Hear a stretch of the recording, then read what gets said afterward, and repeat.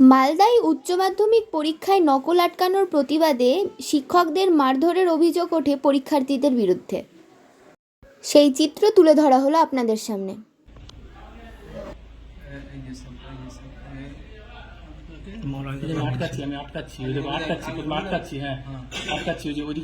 আটকানোর চেষ্টা করছি। ধরে টানছি, দেখো আমি দেখো ধরে টানছি, দেখো টানছি, এদিকে যাচ্ছে একবার, ওদিকে যাচ্ছে একবার, এদিকে যাচ্ছে ওদিকে যাচ্ছে, ওই যে ধরে ধরে বের করছি, দেখো ধরে টানছি। কটাকে টানবো? এই যে মেয়েগুলো আমাকে ঘিরে ধরেছে ওখানে কোনা থেকে।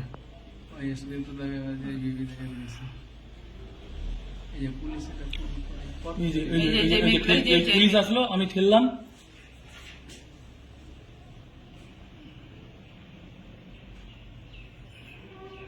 পুলিশ কি করে বলে যে 15 সেকেন্ডের ঘটনা? ওই স্টার্টের কথা বলছে, শুরুটা হয়ে গেল।